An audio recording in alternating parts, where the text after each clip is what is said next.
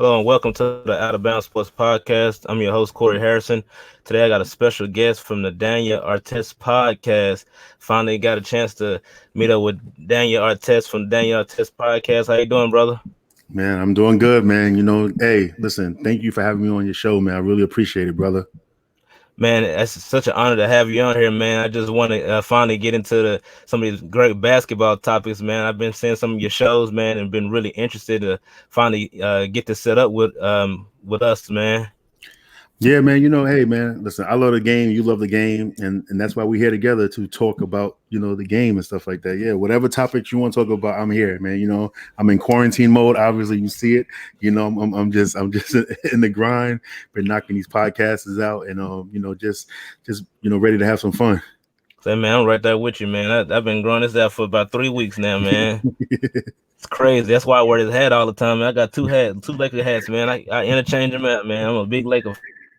Okay, yeah, I ain't got no hat, obviously. So yeah, man. But hey, man, I'm in the building, so let's get it in. So, first off, man, I want you to introduce yourself to the listening audience, man. Tell them about yourself, tell them who you are, and everything else.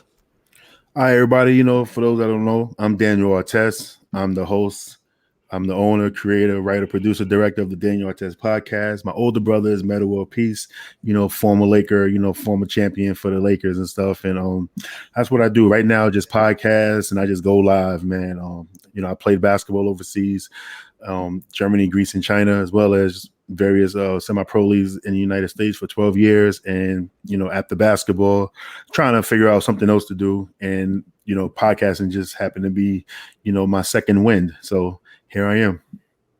So Daniel, what prompted you to go into podcasting? Because I know for me, it was because of the quarantine. I was, having different sports debate talks with people from at work, and since I was not able to go to work and debate, talk about sports like I normally would, because I normally don't have anybody that I could talk to other than our dog and my wife over here. Yeah. And they don't know anything about sports. So I went ahead and created a podcast so I can meet with other people. Also to, get those basketball conversations going. So what prompted you, like, after basketball to finally, do this podcast? What got me into podcasting was I was basically fed up with the whole entire, sports media. You know how sports media, they just got a bunch of characters now. And like, I try to go into these TV shows, looking to learn something about sports, you know what I'm saying? But it's just always the same regurgitated crap.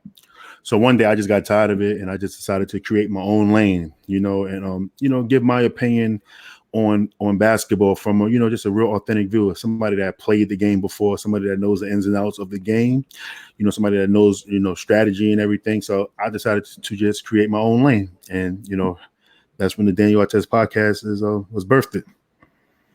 Man, that's awesome, man. Just to, hear that story, coming from basketball, then transitioning into this. And I've listened to a lot of the episodes already. Just listening to your intellect and how you're able to articulate certain things right there, man. It's awesome that you're able to, dive right into that. But I guess we can start off with my first topic. I saw that you had saw some of the Last Dance. I kind of want to start, then we're going to talk about some other basketball topics that I've seen come through today. So what did you think about that Rodman story, man? I think that it was dope to see Rodman, portrayed in a positive light.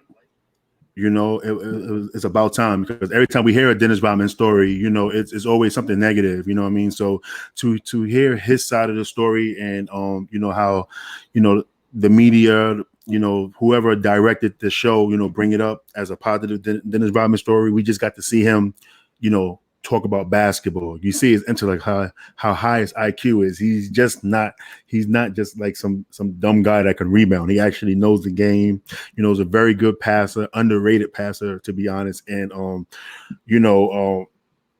think that he's one of the top 5, top 7 power forwards to ever play the game, to be honest. Yeah, that was same thing with me too, because there's a lot of things that they did reveal, and like you said, the media did portray him in a bad light, but he was a great teammate. He understood where he needed to be. I don't know if did you catch that part where he was talking about it was like a little private interview where he was sitting down and he was talking about how he strategizes where the ball goes. You know, if the person shoots this way, he needs to be over here. If the ball pops off this way, Michael shoots the ball this way, I know I need to be over here in this position. So what do you think about like that when he's, breaking that down as a basketball intellect? Bro, when I heard that, man, that brought joy to me, because that's how I look at rebounding.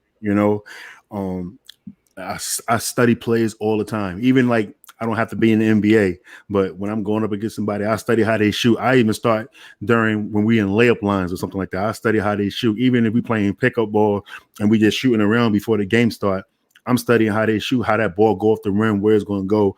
So I'm always in position for a rebound, So hearing Dennis Rodman talk about that just brought joy to my eyes, man. I really enjoyed that. And like I said, it also goes to his intellect as a basketball player. Like I said, he's not no wild guy. He's Dennis Rodman, but he is what he is. That's just him. That's just his character. You know what I'm saying? But on the court, you see, what he was talking about. Yeah, man, that right there, I was like, man, like Dennis Rodman actually knows what he's talking about, because we always look at Dennis Rodman like, man, some crazy guy is just eccentric. And for me to just hear that, man, I was like, wow, man, that was just blown away by how smart he really is. And then I'm in Texas, so he's from out here too, so he's one of our own, man. yeah. Shout out to Texas, man. Yes, sir, man. And then I did want to kind of get into like the Phil Jackson story a little bit. So what did you think about Phil Jackson's story and how he was introduced into the show? I was talking about it yesterday on my live. I did a live breaking down episodes 3 and 4 yesterday, and I was basically saying like, hey man, they dug deep in the archives to find the Phil Jackson basketball mixtape. I thought it was cool, watching him play and stuff, like, seeing him out there. I seen a little bit of footage of Phil Jackson playing. It was always just the same regurgitated, film, but to see other stuff, what he was doing, his defense, stealing the ball. He had great length to steal a ball, get to the basket and stuff, like no real athleticism, but just a real hustle guy and things. And, Phil Jackson's past, like they say he was, doing the acid or, those drugs and stuff like that, kind of connected the dots between him and Rodman, because they basically the same type of person. I was just about to say that, man. It really just started because their bond was like no other. Because if you look at it, how Phil Jackson's career was and how Dennis Rodman's career is, like, intertwines in a sense. You know what I mean? Yes, it does intertwine. It does intertwine. It's really accurate between Dennis and Phil. That's why he was able to connect, and that's why, like, when Dennis was like, "Hey, I want to go to Vegas for 48 hours," that Phil Jackson, understood what type of person Dennis is, and that's why he let him go on that trip for 48 hours, even though it was longer. But he understood that Dennis really needed that time off.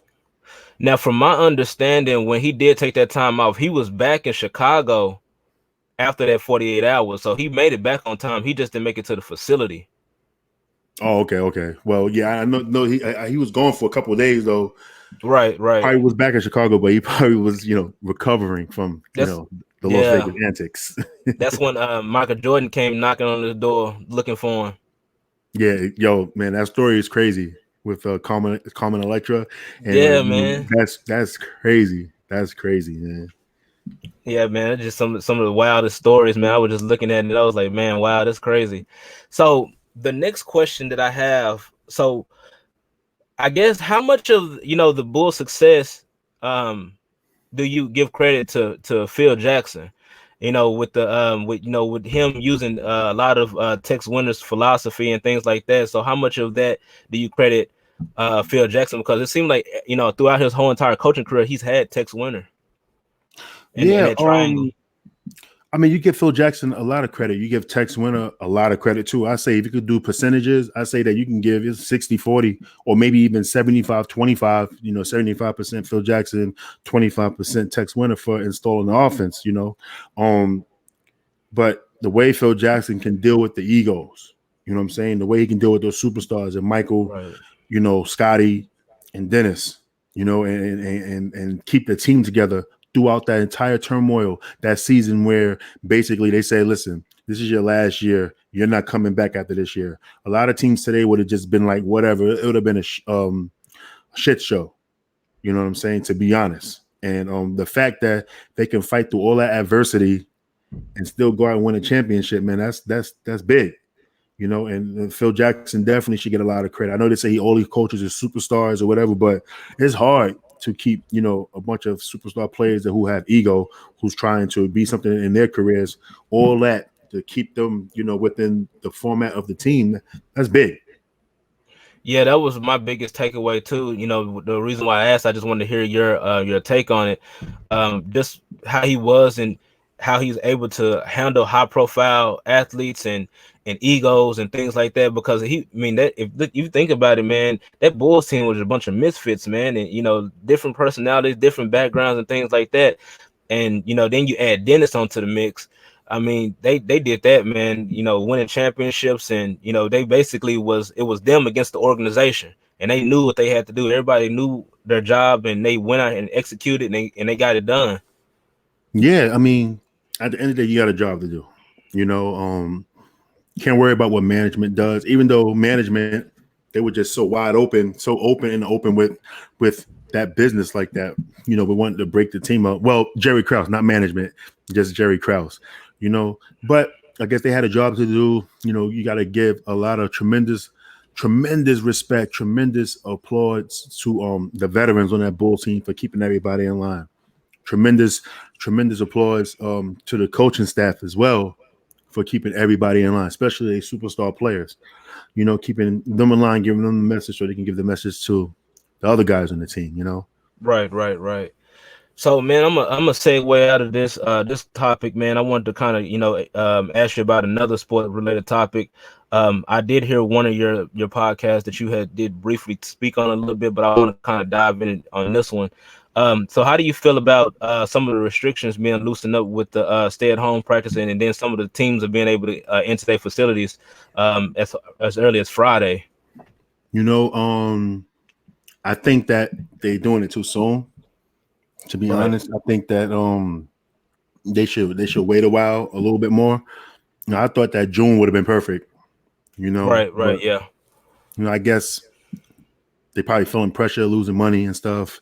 You know, the NBA probably lost $1 billion right now for this season in revenue. So I guess they just gonna, you know, do whatever it takes to get back. You know, but what about the other cities that's not opening up? New York is not opening up to June. You know, so what they gonna do about with the Knicks? You know, it's just a touchy subject because this virus is definitely for real. You know, I lost friends, I lost family. You know what I'm saying? So I just think that we need to, you know, be more serious. I get it.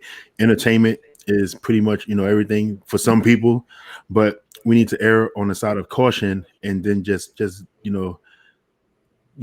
stop this virus and, you know, like slow it down. And so we can really, you know, have an NBA season, like, you know, regular NBA season with fans and stuff. I just think that they might be, you know, trying to push down on the gas and rush to a decision where it might be counterproductive to what, you know, the government is doing.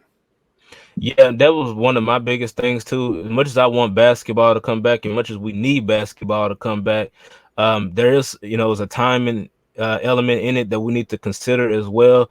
You know, have we got this thing 100% under control?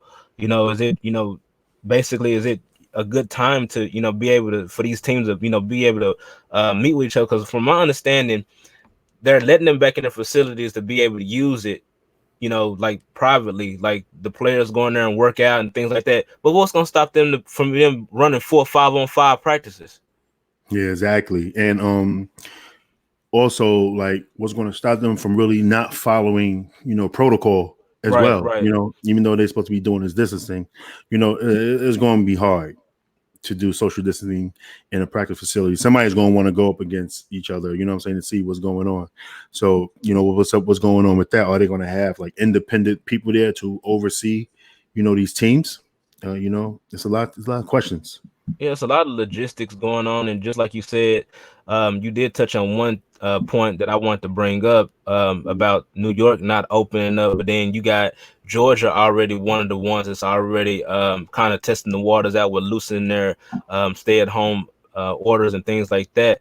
So, but my thing is this: does it really matter if the teams that wasn't even considered playoff contenders and they're opening up their practices or whatever? Yeah, Does that factor in because they're not even contenders? it do matter because they can still infect people. Just because the NBA players are not making the playoffs, it doesn't mean they can infect other people, Right. outside of basketball. You know what I'm saying? So it does matter, in my opinion.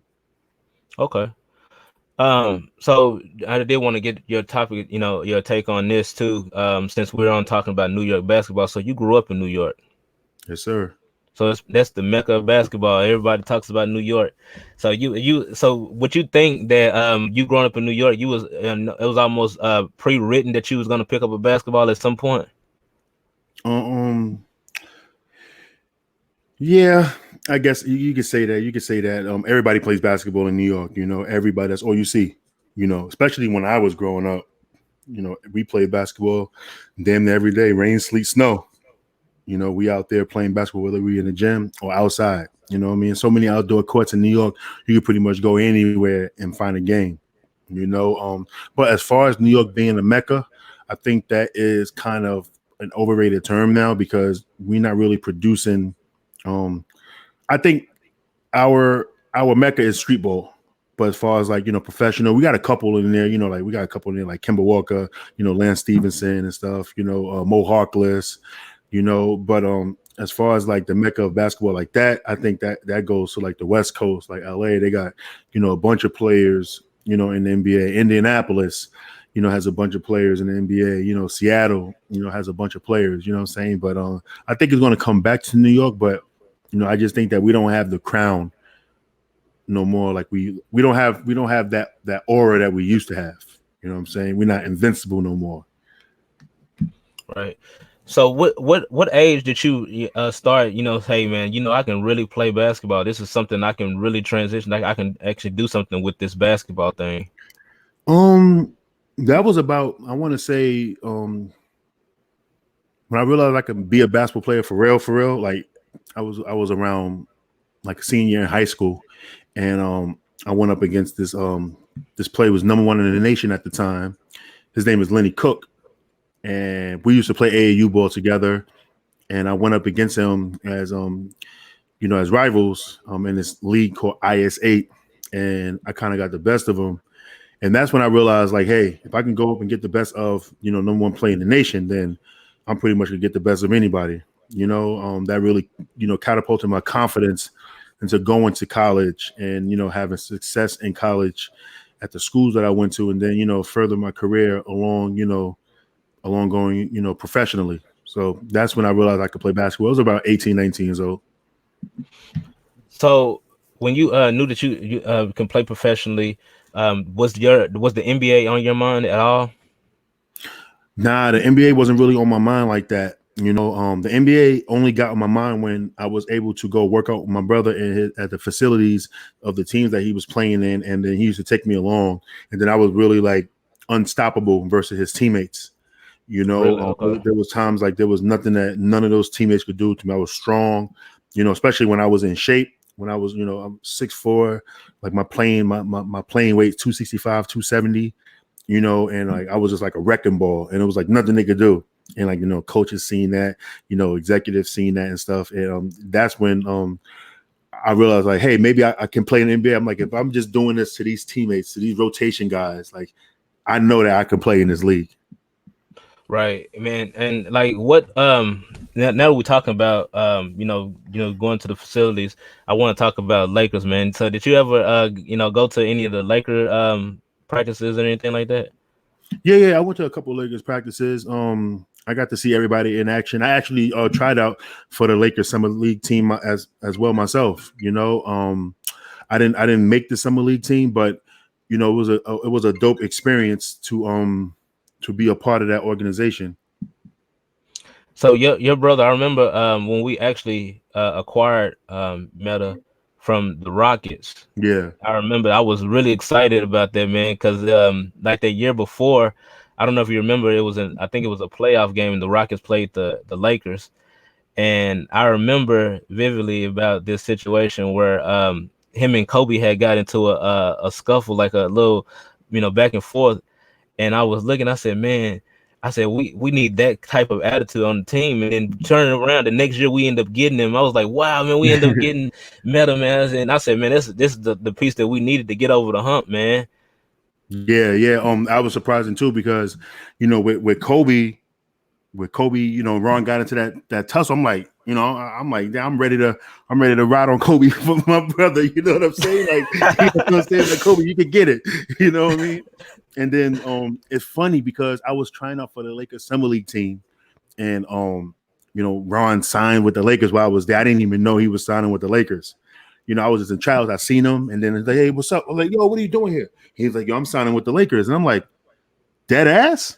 And he was like, yeah, he's dead serious. And so I just got dressed, and then I just strolled along with him while he was meeting everybody in the Lakers organization and stuff. And then he signed the contract. I'm literally there signing the contract. You might have seen a picture of him signing the contract online because I took that picture or whatever on my phone and stuff. And I was just like, yo, he really signed with the Lakers. He's about to sign with Kobe. Like, it was crazy. I was just like in shock when that happened.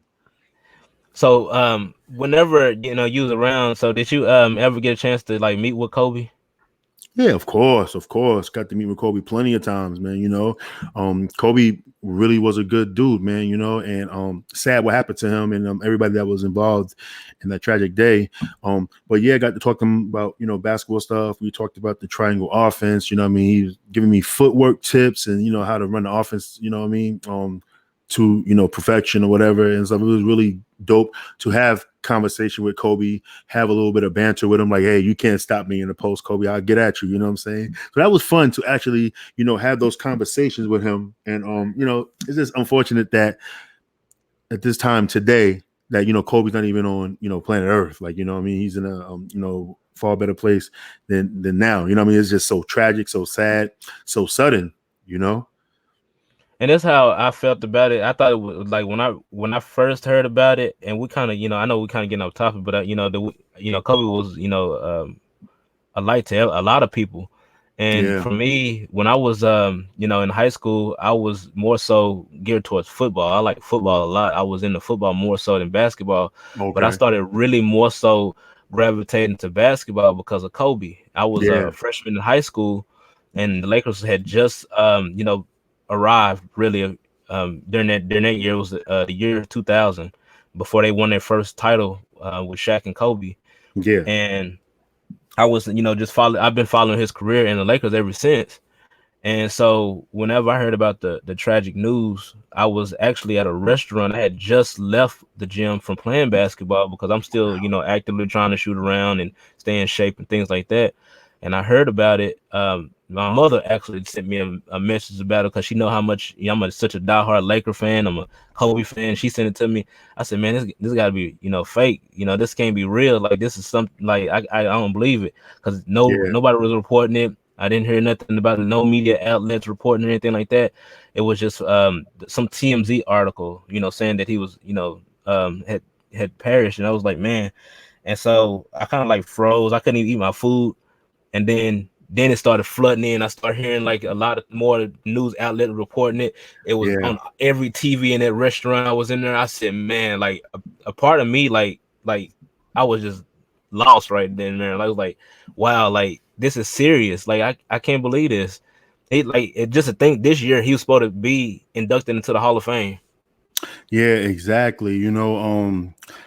That day was crazy because like it just felt different. You know what I'm saying? And I was just going on a walk, just doing a little 3-mile walk, and my phone just started going crazy, and then it was my friends like, yo, Kobe passed away. I'm like, yo, get out of here. Hung up the phone, went online, and then when it was confirmed that it was true, I just couldn't walk home. I just had to sit down, and I was just like freaking out, like, damn, like, Kobe passed away. They're like, this is crazy. And then I was trying to reach my brother, but I couldn't get in contact with him. So I was kind of worried about him and stuff. And, it was just a real surreal day. That day was really crazy. And then like, once it broke on social media, it just took off from there. And so, You know, it's just a sad moment. And then at first, you know, the news was coming out like all his daughters was on, you know, the helicopter with him and stuff. So we was like, you know, worried about that. And then when we found out, you know, it was Gigi, that really just, you know, tore our hearts apart, man, because she was just so young. You know, she didn't really get to live her life yet, you know, being so young. And it was just unfortunate and sad. Yeah, and I just didn't like how it was handled myself because, you know, just like you said, that said all his daughter was on there. Then I heard a report that Rick Fox was on the plane as well, and I'm like, come on, man, like y'all don't even have the manifest. Like, yeah, do y'all know exactly who was on the plane and who was the pilot and all this stuff? Y'all don't even know anything. It's just I hate the fact that it was a race to become the first one to report the story. Yeah, that's the media for you, bro. You know what I'm saying? That's just how it is now. It's unfortunate that the media is basically like a race to get the news first. It doesn't matter if it was real. It matters about who gets it first. Yeah, You know, the race the race to first, but not the one that's right. yeah, You know, like exactly. I mean, like want to be like the race to be right. Exactly. But you know, whatever, you know, clickbait, whatever get the clicks, clicks matter, I guess. Yeah. So I want to go into my last little segment. I normally ask a lot of my guests, if we're talking about basketball, a basketball topic. I want to know if you was to build a team, you was a GM of a team, you can use past or present players. You're starting five, and you can add in some bench guys or whatever. But like, what team would you think would be unstoppable if you was to build a team? And it can be retired players, and it can be current players. Okay, cool. You know what? I'm gonna show Isaiah Thomas some love because Isaiah Thomas he's going through it right now. Yeah, he going through it right now. You know what I'm saying? So I'll start Isaiah Thomas at the one, and then you know, I'm gonna have a conversation with Jordan, be like, yo, Jordan, listen, man, this is how it's gotta be. We need y'all to just hash out because I need you at this two. You know what I'm saying? And I have MJ at the two, and then at the three, you know what I'm saying? It's definitely a biased pick. I'm going with my brother at the three, you know, the defensive player of the year version, you know, and at the four, I'm going with Tim Duncan. And then at the five, I am going with Kareem Abdul-Jabbar. I will have Shaq on the bench at the five. Then at the four, I will have Chris Webber coming off the bench as well. At the three, I will have Scottie Pippen at the three coming off the bench. At the two, of course, Kobe coming off the bench. At the one, coming off the bench, I will have unfortunately, I'm sorry, but you know, this is my team, LeBron. Hey man, he wore that Laker uniform, man. So he one of us now. Yeah. The only reason why I got him coming off the bench behind my brother because it's my team, and my brother plays. Yeah, definitely. So I noticed that I know it says the last topic, but what do you like? What are your take on LeBron and in these current Lakers? I mean, they're good. You know, Can look. they win the title? Yes, they can win the title, and they absolutely have to win the title this year. I feel like They have, yeah. they have to. When the season starts up, they absolutely have to win the title this year. I think that it'd be hard for LeBron to win. You know what I mean? Next year, especially even if the season is wasted, I think that it would be hard. So I think they absolutely have to win this year. You know, like it's their time right now. Yeah, absolutely, man. Because especially with the events of this year, and I don't want to hear about no asterisk or Yeah, no, like this is just because the season was short or anything like that. Like, I mean, we went through a lot this year, like losing Kobe at the beginning of the year, and then having to deal with the season being suspended. And we were the number one seed in the NBA. yeah, exactly. Like I couldn't like we have to. This season has to culminate into a championship. Like it's championship or nothing. And then we Yeah, don't I even know if agree. we're going to be able to re-sign Anthony Davis. I know that he's going to be a free agent after this season, if I'm not mistaken. I think they're going to resign AD. You know, I think it's a given. I want to say he's a lock. I think he's a lock to sign here in LA. Look what he got. Like where else he's going to go to It was Chicago? saying, but he's going home. Yeah, Chicago. I mean, that's cool and all, but you know, LA is a dope city to live in. You know what I'm saying? I get it. He probably want to go home, but I don't see the Lakers losing AD, winning the championship or not. I don't see them. If they win a championship, he definitely can't go. Yeah, no doubt, no doubt. Daniel, I want to appreciate you for coming on the show, man. You've been an awesome guest, man. I want to link up with you again on your show. Tell everyone how they can reach out to you. Tell them about your group and everything else. Yeah, so Daniel Artest, man. The Daniel Artest podcast is my thing. You can find me on Instagram and Twitter at Daniel Artest Pod. I got a Facebook group. You can just search it, the Daniel Artest Podcast, and we have about 2,400 members in there. I'm sure Corey's a member in the group as well. If not, please become a member in the group, Corey. Also has DanielArtest.com and new website that's up. And just all about basketball, man. But sometimes I don't talk about basketball on my podcast. I try to, talk about other things too that that benefits us, like mental health, learning how to invest, and with the stocks and everything like that. I also did prison reform podcast as well, believe it or not. But I just try to be authentic in what I'm doing. Like I said, I podcast because I'm just tired of the nonsense that goes on in sports media. So, like I said, I created my own lane. And that's why I'm here today, man. And I want to thank you for having me on the show. Shout outs to the Out of Bounds podcast. Thanks for having me on. Salute. And keep pushing as well yourself, man. Man, I appreciate that, man, and just you got all my support. I can't wait to get on your show and do your show as well. And this relationship doesn't have to stop at this podcast, man. Just continue to do what you're doing. I'm gonna support you. You support me, and we can do it, man. Yes, sir. Yes, sir. That's what it is. Podcast is one big family now, man. So we got to make sure that we keep it going, man. All right, man. There it is, and I'm gonna end the show on that note. Daniel, thank you again, and we're out. Yep. Peace. Salute, man. All right, man.